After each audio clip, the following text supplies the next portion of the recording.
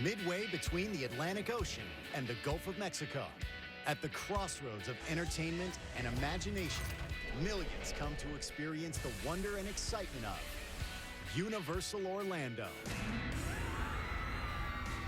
Celebrate 25 years of innovation. We were hoping they got our picture whenever our face was doing this. From E.T. Home. All the way through Harry Potter. This ride was freaking awesome. Prepare to be amazed in this inside look behind the scenes at Universal Orlando. What does it take to construct mega rides and build immersive attractions? Hear from the creative experts that make it all happen. As you're flying around, you're actually sitting in a robot, and there are 48 other robots running around in the same space with you. That was unreal. We created Krusty Burger because you have to have a Krusty Burger if you're in Springfield. Halloween Horror Nights is quite literally living a horror film.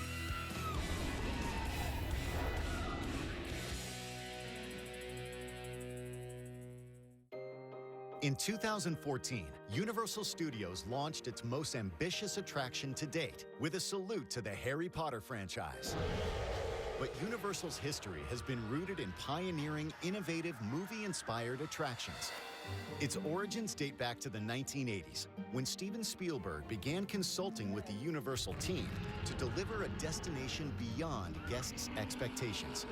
The Ride to Movies idea was really coined by Steven Spielberg, who's been our creative consultant all the way along. And throughout the development of Universal Studios Florida, that was really the idea, to put people in these films and give them an opportunity to experience things like King Kong and Jaws and Earthquake. You know, these amazing pictures that prior to that, they'd only be able to see and experience in the movies.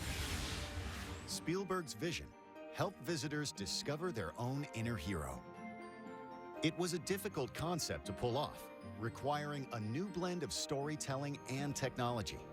The park opened on June 7th, 1990, and Spielberg was there to do the honors. The most popular opening day attraction, the E.T. Adventure, established a lasting style. Spielberg and composer John Williams continued their collaboration. It's the first time a ride was given an original score. The ride starts where the film ended, taking riders across the galaxy to E.T.'s home world. E.T. proved that a single attraction could please people of all ages. Another early landmark attraction was Back to the Future. It would serve as a prototype for the park's immersive thrill rides. Soon after we opened the park, we then opened Back to the Future. And that really was what I call a threshold attraction. It took us to a whole new level of immersion between motion bases and film. The Back to the Future movies were made in the technological dark age. None contained any computer-generated graphics. The film's effects were generated with optical techniques and detailed miniature models. The Back to the Future ride used a new OmniMax projection system. Each frame of film is 10 times larger than a standard movie theater and contains 12 channels of surround sound. The physical element of the ride comes from a dozen DeLorean cars on hydraulic motion platforms.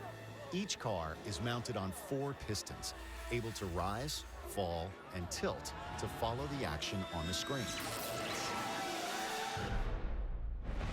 Universal Studios Florida turned out to be a huge success, and crowds exceeded expectations. Universal got to work on a second theme park, Islands of Adventure. For Islands, we went down a different path to distinguish it from Universal, create an experience where people actually went into these worlds that they had never been able to experience before, like Dr. Seuss Landing, or the Marvel Universe, or Jurassic Park, or Toon Lagoon, where all the characters of the cartoons and comic books came to life. The new park would take 7 years to complete, occupy over 100 acres, and cost a cool $1 billion. Islands of Adventure not only expanded Universal's footprint, but as attendance increased, it allowed the parks to turn their attention to even newer attractions. The team's next endeavor was bringing to life an action-adventure movie with a supernatural twist. Revenge of the Mummy started with a clash between thrills and a story. The Mummy is my favorite ride at Universal. It is a dark thrill ride, roller coaster, that you don't know what's next. There's a wall of fire, there's a roof of fire, there's flames shooting upwards. The concept called for a roller coaster ride through Egyptian tombs. The ride catapults guests at speeds up to 45 miles per hour into virtual darkness. Flyby apparitions create the illusion of even greater speed. You'll hear the scream, and then that scream is immediately followed by laughter. Any horror film you've seen in a theater, you see the entire theater jump at a certain scare that happens. And then there's usually laughter directly after that, because it's the, oh, they got me, or I let my guard down. One of the greatest challenges was creating an effect where fire licked across the ceiling. 3 pins, each larger than an SUV, were suspended. The shallow sides trapped the natural gas. When the gas was ignited, the flames rolled eerily beneath the pans. It was fire coming from the ceiling. It looked like it was coming down on us, like about to touch us, and it was hot. It looked like it did in the movie. Like, it looked so real. I never want guests to come out of an attraction and think about the technology that was used to create the experience. I'd rather have them come out and go, wow, that was incredible. And then a beat later go, I wonder how they did it. The parks also know how to appeal to a guest's lighter side. In 2008, the Simpsons clan made the leap off the small screen with the Simpsons Ride. Welcome to Krusty's Thrill-tacular Spins Around teen-operated thrill ride. It feels like a real roller coaster, but crazier. Sometimes when you look down, you feel like you're actually like falling down. There's like a huge waterfall that you fall down, and you're like looking straight down at the water, and you feel like you're gonna die, but in a fun way. The Simpsons Ride allows guests to join the cartoon characters as they visit Krustyland, a unique theme park within a theme park comedy thrill ride. Gracie Films on the Simpsons Ride was such a joy because they wrote the scripts for the Simpsons Ride. So this was the real deal, and every piece of art, every character drawing, every color that we have in the attraction, we worked closely with Matt Groening and Jim Brooks to develop it.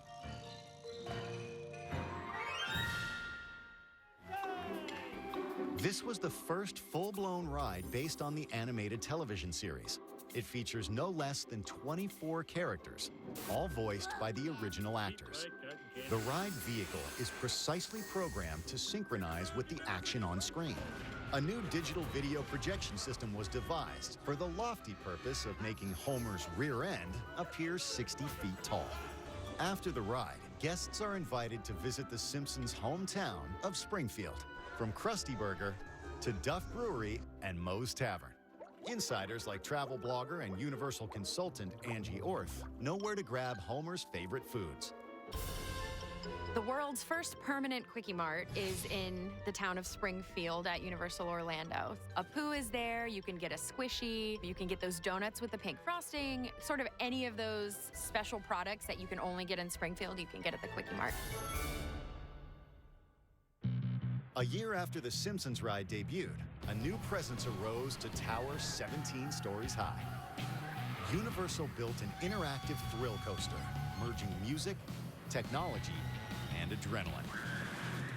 Hollywood Rip Ride Rockit was a chance for us to do something really unusual. I mean, take a thrill ride and build music into it, and not only are you able to select your own music and score your own ride, but you can also create your own music video in the process.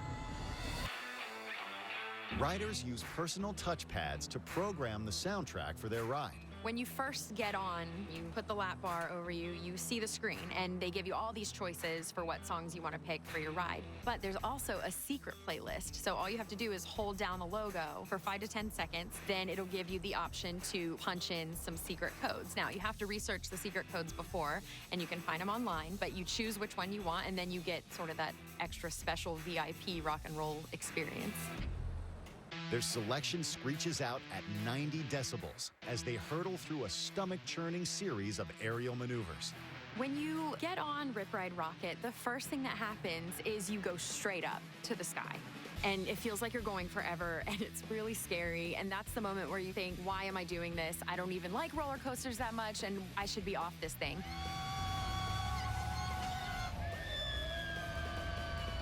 This coaster accelerates through the double take, the world's largest non-inverted loop, the treble clef, where guests burst through a building facade, and the aptly named Jump Cut, a spiraling negative gravity scream inducer. Coming up, the making of an epic thrill ride. The challenge with Transformers was how do we deliver the scale and the level of detail and the action that these movies deliver. And bringing to life the magical world of everyone's favorite boy wizard. Next on Universal Orlando, Behind the Scenes.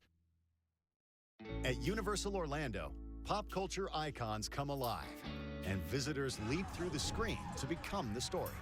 25 years of innovation and imagination have made this resort a global destination. It's all about authenticity for these attractions. Things like Harry Potter and The Simpsons and Despicable Me, they're worldwide phenomenon. So there's a great expectation from our guests when they come to visit these attractions that it's going to be the real thing. This is the one place on Earth where anyone can mingle with the mischievous minions of Despicable Me in the aptly titled 3D ride, Minion Mayhem. Ready? Great! We wanted to do something that was very, very specific just for a Universal guest experience. It wasn't the first film, and it wasn't based on the second film. It was its own story. So we decided to turn guests into minions. What could be better than becoming a minion? The events take place exactly 1 year after the first film and follow Gru's daughters as they celebrate the anniversary of their adoption. We wanted to have that same emotional experience with those characters, but we wanted to have something that was completely different. The ride itself appeals to the heart and the solar plexus. A whimsical tale plays out while riders enjoy the ups and downs of a sophisticated motion simulator. The 3D system that we use is the Infotech system, and it's really an amazing system. That the clarity of the off-axis viewing on these attractions where you have the Infotech 3D system is spectacular. In some of the old ways, things would get a little fuzzy or the color would change, but the Infotech system allows us to bring guests right up close to the screen or a little bit off-axis to the screen, and you feel like you're still in the middle of all the world. Guests exiting the ride are directed into a disco, complete with interactive video screens, where they can boogie down with a minion. In 2013, Transformers The Ride 3D burst on the scene. Riders fight alongside Optimus Prime and Bumblebee, desperately trying to keep the Allsparks safe from enemy hands. Its bone-jarring mix of high-definition film and flight simulation make riders one with the robots.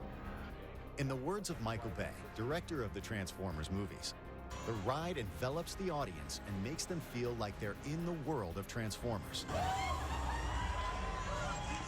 Transformers is an epically huge ride. It's loud and it's just like the movies, and there's a ton of these robot creatures fighting each other, and the sound effects are amazing. Oh my gosh, it totally feels like you are in the movie. It was so real, and like it's the 3D effects. They jump on your car and you jump back, and it's hard to keep your eyes open when things are flying at you, but there are always things flying at you. Transformers took more than 2 years from concept to completion. It carried on the tradition dating back to the E.T. adventure, a freewheeling collaboration between the original producers and Universal's creative team. You spend a lot of time on the details. We worked with the writers who worked on the original film, and with Michael Bay, the director of the great Transformers series. The authenticity of bringing Michael's vision into the media was enormous. It was as big as Megatron, because nobody knows those characters better than Michael.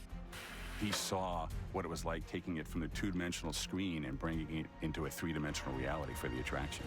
Well done, Freedom Fighter. But Universal wasn't done topping itself. Coming up, see the epic creation of the wizarding world of Harry Potter.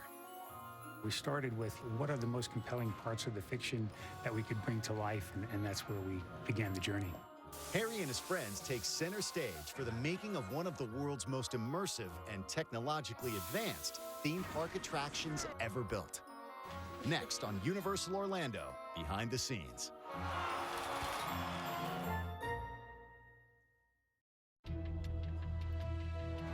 Universal Orlando is world-renowned as the epicenter for innovation in entertainment.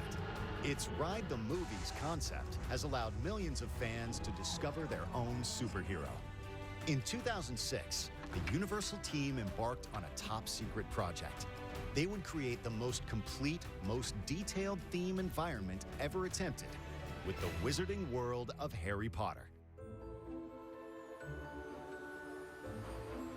Over 5 years, a 20-acre complex arose to house Hogsmeade Village, complete with dozens of locations and characters from the books.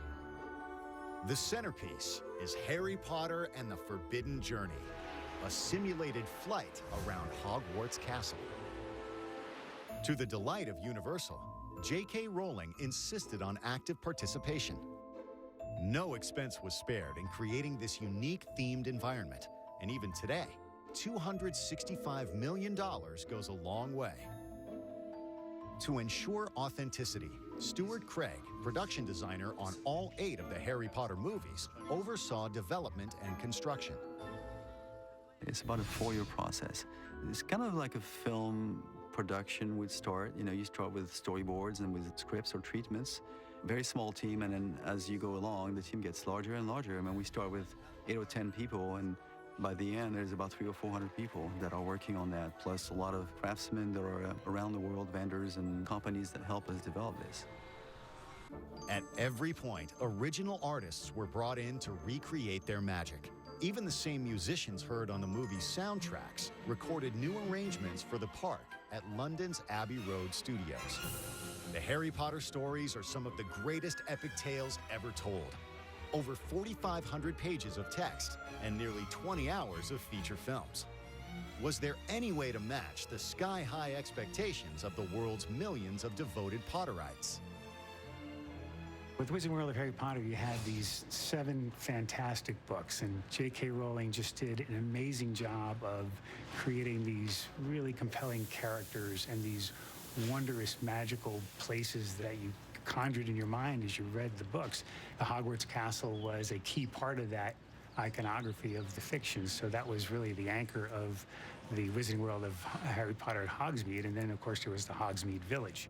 What we hoped was that people would come through the arch of the Hogsmeade Village and they would be awestruck, and ultimately that is what happened. I mean, you could stand there on opening day and see people come through that gate and their eyes would light up and their jaw would drop and some would shed a tear that they would actually be able to go to the place that they felt so strongly about from both the books and the films.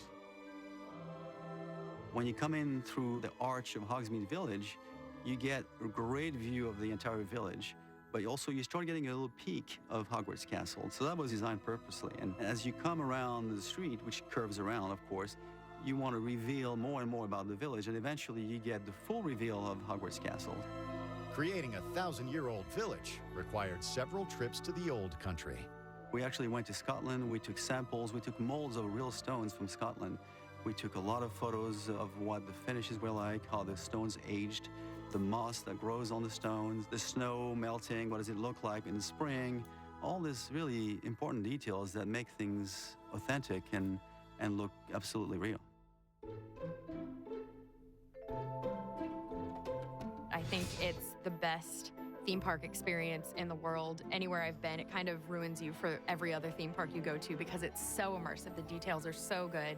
And I am a Harry Potter fan, so that makes it even better. But it's just magical. You go in, you hear the songs, and you hear the score, and you smell all the good food, and there's something that is truly magical about it, and you can't get that anywhere else. Visitors rush to the most popular ride in the Wizarding Land, Harry Potter and the Forbidden Journey, for a chance to fly with Harry, Ron, and Hermione. Entering into the gates of Hogwarts Castle is a passage into another universe. So we designed this castle to appear to be about 700 feet tall. As you can see, the scale is slightly forced because we couldn't go 700 feet up in the air. We had some limitations with the FAA and different things, but we actually are very successful because everybody who comes through here thinks the castle is really 700 feet tall. Inside, every corner brings a shock of recognition and meticulous attention to detail. Dumbledore's office. I sense that at last. The Hogwarts house jewels. Talking portraits. Don't worry, there's room for all. You eventually run into Ron, Harry, and Hermione, who tell us, forget about the whole history of Hogwarts, come with us to a Quidditch match. It's much more fun, it's much more exciting. And we find out that Hermione has enchanted some of the benches for us to fly to the Quidditch match, fly along with Harry and Ron, and go watch the match. Behind the scenes, the ride experience began years earlier, when the cast was filmed in England on the same sets used for the movies.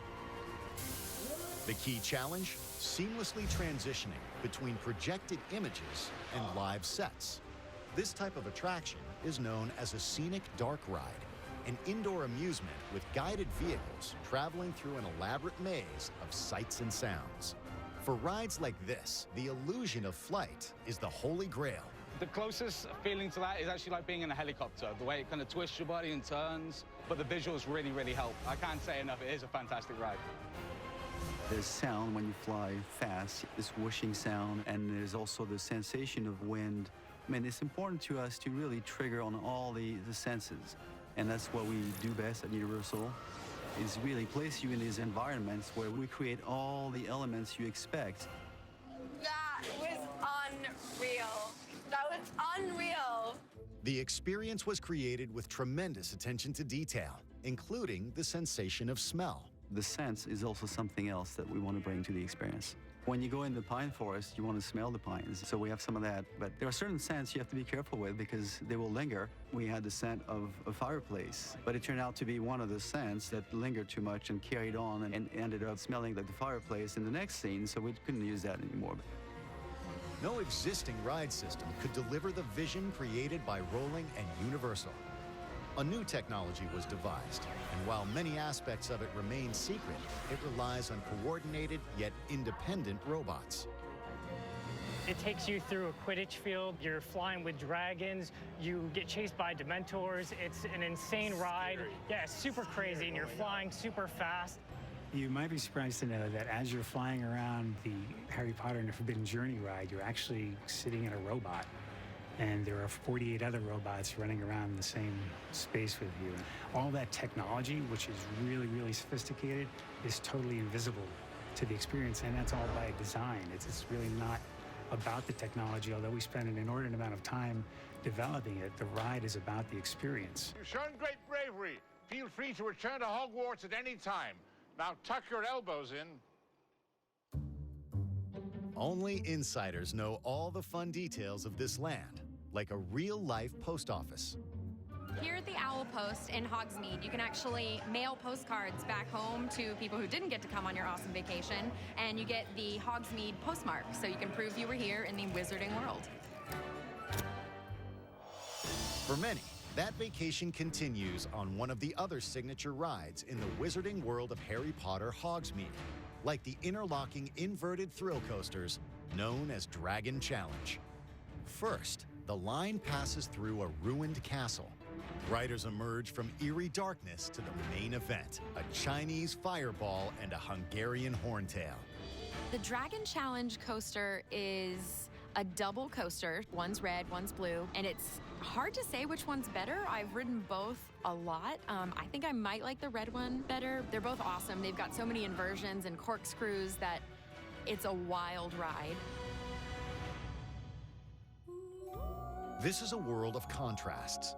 Everyone can enjoy the thrills of a roller coaster, but it takes a true Harry Potter devotee to appreciate the subtler touches. There are so many layers to the Wizarding World of Harry Potter. Just in the windows, if you take the time to look at every single window, you'll see this attention to detail, especially if you've read the books. You really see every nook and cranny is filled with details that a real Potterphile would appreciate. Even Harry Potter's food and drink have been faithfully recreated. So we did go and meet multiple times with J.K. Rowling in Scotland. In one of the trips, we came along with our chef, Chef Jason, and he had concocted this little special mix of butterbeer and pumpkin juice. And we had a tasting with J.K. Rowling, and she tried it, and we all knew right away that when we saw her smile, we had hit the nail on the head. This was really what she had envisioned. Hogsmeade isn't just a location, it's a place, it's a feeling, it's food, it's a sound, it's a smell, and here all of that's captured. When you walk in, you're like, I've been here before, I know that store, I know the Three Broomsticks, and it's just, I think it's just amazing. Shortly after we opened the Wizarding World of Harry Potter at Hogsmeade, it became apparent that it was wildly successful. People were just thrilled with the results, so we pretty quickly went to work on expanding it. The conventional solution? Add more Harry Potter space right next to the original attraction. But the wizards at Universal saw a better way to maximize the Potter experience. They would build the iconic Hogwarts Express train and use it to link two different parks. We thought, how cool would it be to build London and hide Diagon Alley, as it is in the fiction, behind this full-size facade, and then be able to connect the two with the Hogwarts Express, which is really true to the fiction. I mean, they aren't geographically close together in the story, so because we had these two theme parks, we were able to really create the authentic experience of having the two places and having the train of the Hogwarts Express connect the two. Hogwarts Express train is an exact replica of the one from the films. On board, the experience surrounds riders. So to be able to create this whole experience along the way when you ride the Hogwarts Express, we had to invent some new technology as well, because really you're riding from one park to another, and you're really going backstage at Universal Orlando.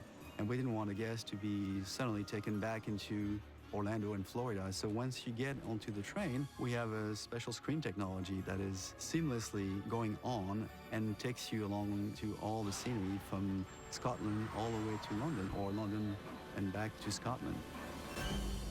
The lush countrysides of England and Scotland roll by, punctuated by startling sights, like Hagrid on his flying motorbike and the Weasley twins on brooms. Look the other way, and familiar characters come romping down the train's corridors. Coming up, the creation of the Wizarding World of Harry Potter, Diagon Alley. Almost as a joke, we placed a dragon on top of Gringotts Bank, and we all looked at it and thought, oh my God, this is meant to be. Next on Universal Orlando, Behind the Scenes. The Hogwarts Express takes visitors to Universal Studios and part 2 of the ultimate Harry Potter experience. Over 5 million guests have traveled on this train, about 20 times the entire population of Orlando. They enter Diagon Alley, a twisting labyrinth with no straight lines, moody and mysterious from the get-go. Usually there'll be a big sign out in front of an attraction, but because Diagon is hidden in London and we wanted to be as authentic as possible, there is no sign to Diagon. There's just the opening in the brick wall that you walk through. So that took a little bit of convincing that we'd actually be able to be really true to fiction and hide the entrance. Once inside, watch out for scary creatures. Almost as a joke, we placed the dragon on top of Gringotts Bank, because in the stories, the dragon escapes the bank with Harry, Ron, and Hermione. And we all looked at it and thought, oh my God, this is meant to be. Practitioners of the dark arts can find all they desire in Nocturne Alley and its infamous shop, Borgin & Burke's. Nocturne Alley has black light, and when you go in, suddenly you can see the location appear on your map. It's very dark, it's very scary in there, but there are some really fun things to see. Harry Potter acquired his very first wand at Ollivander's shop, and now Muggles can follow in his footsteps. Travel blogger and Universal consultant Angie Orth explains the ins and outs of wand selection.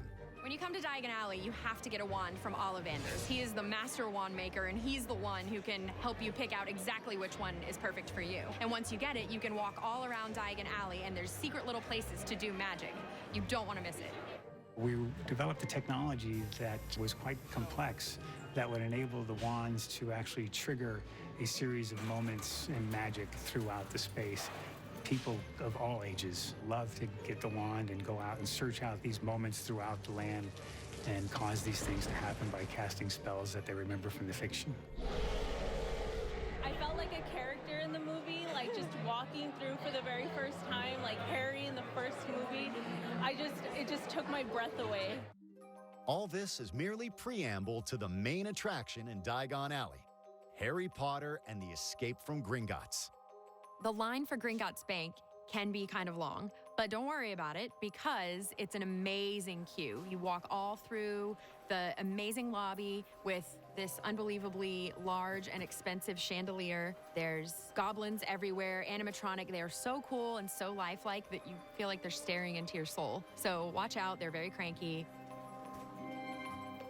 Move along to the security office to have your Gringotts identification photo taken.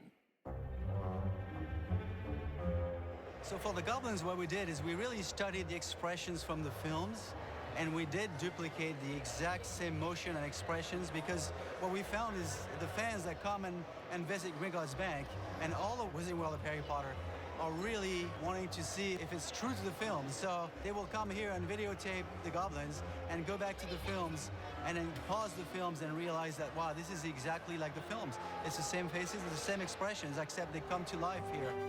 I must get back to work. Escape from Gringotts is a motion-based roller coaster thrill ride that immerses riders in the action on screen. In Gringotts, we saw the opportunity to have the villains play a much bigger role. So being able to place Voldemort and Bellatrix Lestrange in that environment and bring us face to face with that aspect of the fiction was really something that we thought would be quite compelling, and it turned out to be just that. It wasn't the first ride to combine 4K animation with 3D projection and live action, but it was the first to do all that within 360-degree sets. You totally felt immersed. It was surrounding you, and you just couldn't wait till the next thing that happened. It was exciting. It just felt like a rush going through. There are sections of the tracks that break and make you fall down deep under the bank. There are moments where you're face to face with the dragon. You can feel the heat, you can feel the fire from the dragon. Giant trolls are coming and breaking a section of the track and throwing us down other sections of the bank. It's really everything amped up to a level that we hadn't done before. You should be safe in there! It's a new experience, 3D, with a roller coaster ride while you're kind of immersed in the 4D. It's new. I mean, this is definitely different. Soon, riders are journeying through cavernous vaults and are thrown into the iconic moment from the films when our three heroes break into the bank to retrieve a magical Horcrux that could defeat Lord Voldemort. Up next, step into a universe all its own at Marvel's Superhero Island. Some people have a coffee in the morning, and I'll take a ride on Hulk. You're really there with all these characters one-on-one. Next on Universal Orlando Behind the Scenes. While both Wizarding Worlds are filled with surprise and delight, Universal's Islands of Adventure has 7 spectacularly themed lands designed with the thrill seeker in mind. So you're in 7 different lands, 7 different islands with some of your favorite heroes that you actually go through the adventure with. So it's really a participatory kind of park where you're really there with all these characters one-on-one. Each island is a universe of its own. Marvel Superhero Island is so bright, you definitely feel like you're immediately stepping into that Marvel universe. The Amazing Adventures of Spider-Man features an ultra-high-def 4K projection system and newly developed 3D Spider Vision glasses. The finale is a 400-foot sensory drop off the top of a skyscraper. The drop is entirely an illusion, created by visual elements moving past you. You get caught and saved at the end with the... I hate heights, so it made me jump a little bit. I mean, I thought the drop was real, so... In fact, the vehicles never leave the ground and only move a few miles per hour. The Incredible Hulk coaster was also one of the original attractions at Marvel Superhero Island. Riders get launched out of a gamma ray tube into a zero-G roll 150 feet in the air. The ride catapults guests from 0 to 40 miles per hour in 2 seconds flat, with the force of a jet taking off from an aircraft carrier. Some people have a coffee in the morning, and I'll take a ride on Hulk. To have the opportunity to do what we do, to create these experiences and to do it and get paid for it, that's a treat. The launch of the Hulk draws so much power that the city of Orlando won't allow Universal to use their electricity. Instead, Universal has on-site turbines that propel a new launch every 60 seconds.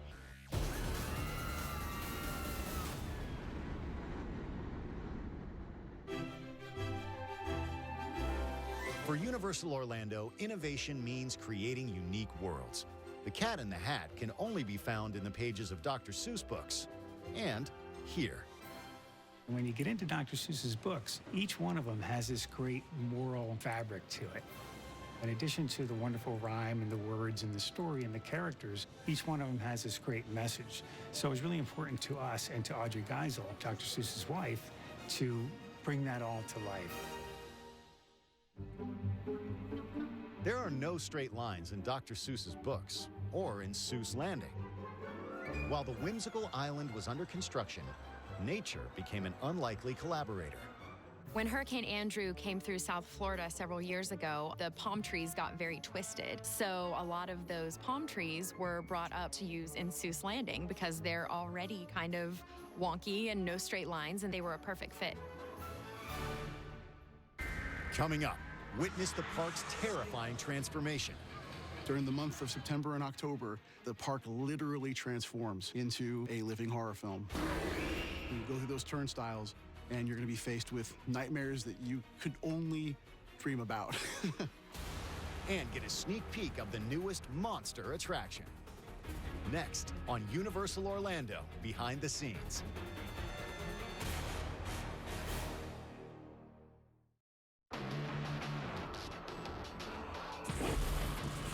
When summer turns to fall, a theme park by day turns into Terror Town at night with Halloween Horror Nights. From chainsaw maniacs to vampires to zombies, there's no end to the monsters stalking guests. Universal created the horror genre with classics like Dracula and Frankenstein. And here the tradition lives on. Franchises like Halloween and The Walking Dead dominate the bloodletting.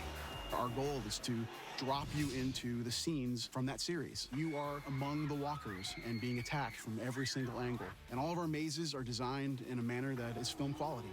So 360 degrees, up, down, left, right. You are immersed within that series, Walking Dead.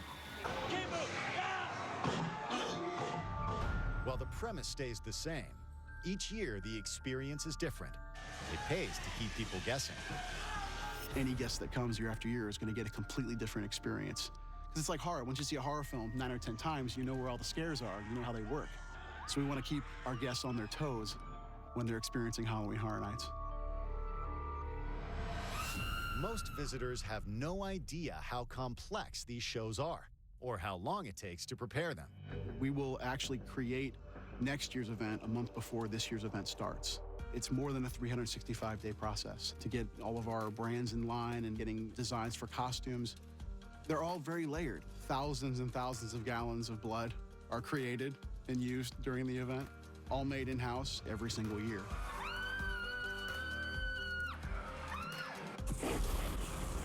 We also like to employ even smells into the mazes. We have an entire meeting with a vendor who creates smells for our event. Anything from charcoal to wood burning to various stages of decay. And it's a very unique meeting because we basically get these vials and these little tabs that we have to kind of smell and see if it's something we want to put in the maze. Yeah, you don't want to go before or after lunch. Like so many of the attractions here, Horror Nights are all about evoking screams and laughs. There are many individuals that go through the mazes that absolutely lose their mind. They can't be consoled. They're coming out on their hands and knees. They're screaming and yelling. They're leaving the maze and running hundreds of feet beyond the exit, thinking they're still inside the maze, and then they're laughing. And then it's like this almost communal moment, but you know, with whomever they're with, that we made it, we did it. It's kind of a rite of passage.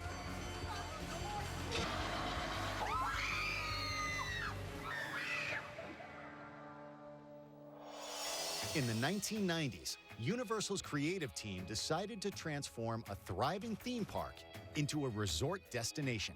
They would build City Walk, a nighttime complex including more than 20 restaurants. The expansion reached fruition with the construction of 4 themed resort hotels: Hard Rock Hotel, Lowe's Royal Pacific Resort, Lowe's Portofino Bay Hotel, and Universal's Cabana Bay Beach Resort. The idea here is that your vacation doesn't end when you leave the theme park. When you come back to the hotel, we want you to continue to have fun. All the pools at the property are great immersive experiences with water slides, lazy rivers, interactive play areas. Most hotels are just a short water taxi ride to the park, and all offer guests the chance to beat the lines by entering an hour before the general public. This property, Universal's Cabana Bay Beach Resort, the idea here is that you're not really captured in a place as much as you are as a time. This is the late 50s, early 60s, load everyone up in the station wagon and drive down to Florida. This is the beach vacation of the 50s and 60s. The essential ingredient is a sense of authenticity. Years are spent on fantastically detailed research. Before the Lowe's Portofino Bay Hotel was built, an army of artisans swarmed across Italy to acquire designs and materials. One of the things that's interesting about Portofino, if you look at the detail of the architecture, the facades are relatively flat, and then we paint them with trompe l'oeil paint to make them appear to have more depth than they do and to give this aesthetic of brick and what have you.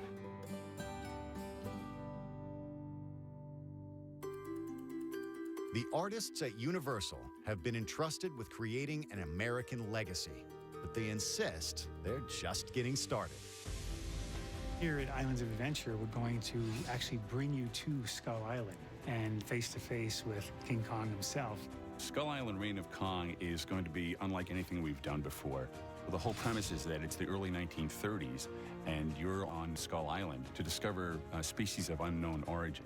But things go awry, and it quickly turns into a fight for survival. We have an enormous ride vehicle that's our expedition truck. You'll go through temple ruins, dense jungle. You'll meet hostile natives, and finally come face to face with King Kong himself.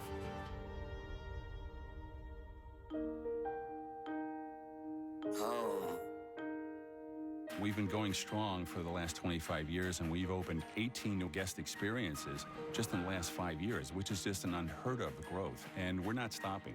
Universal has so much to offer, and they're always adding something new. I cannot wait for King Kong to get back. It's a classic. It's one of my favorite movies, so I'm pumped to actually experience it for the first time.